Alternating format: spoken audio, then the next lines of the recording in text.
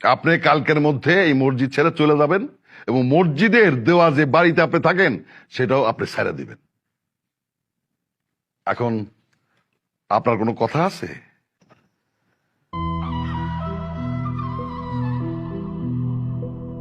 আল্লাহ তাআলা আমার জন্য যেটা ফয়সালা করে রাখছেন তার উপরে আমার কোনো আফসোস বা কোনো কষ্ট নাই। উনি নিশ্চয়ই আমার জন্য ভালো কিছু রাখছেন। আর আল্লাহ তাআলা যদি না চায়, আমার রিজিক যদি এখানে লেখা না থাকে, আপনারা চাইলেও কিন্তু আমাকে এই জায়গায় রাখতে পারবেন না। আমার মুসল্লিরা এখানে অনেকেই উপস্থিত আছেন।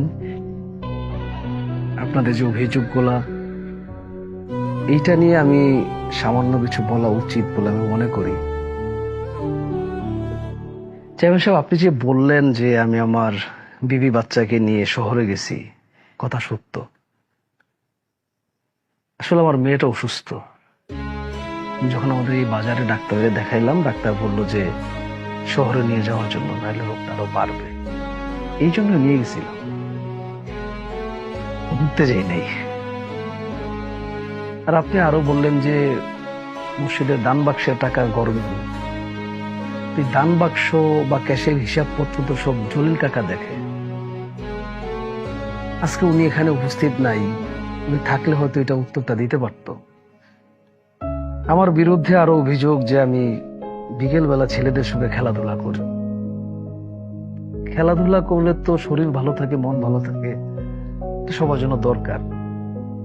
তার চেয়ে বড় কথা, যারা খেলার মাঠে সারাদিন পড়ে থাকে, আমি যদি তাদের সঙ্গে না মিশি, তাহলে আমি তাদেরকে নামাজের দিকে বলেন বা অন্যান্য কাজের দিকে বলেন ডাকবো কিভাবে? আপনারা আরো বলেন যে আমি ক্ষেত খামারের কৃষকের সঙ্গে গল্প করি, তাদের কাজে সাহায্য করি, আমি ইমাম, ওইভাবে আমাকে থাকতে হবে। আমার সবচেয়ে বড় ভুল যেটা হয়েছে, মানে আমার আত্মীয় থাকা বা আমার অসুস্থ হওয়াটা, যে আমি মসজিদে ফাঁকি দিই। কারণ আমার আত্মীয় কেনই বা থাকবে, কেনই বা সে মারা যাবে, বা আমি কেনই বা সেই জানাজায় যাব?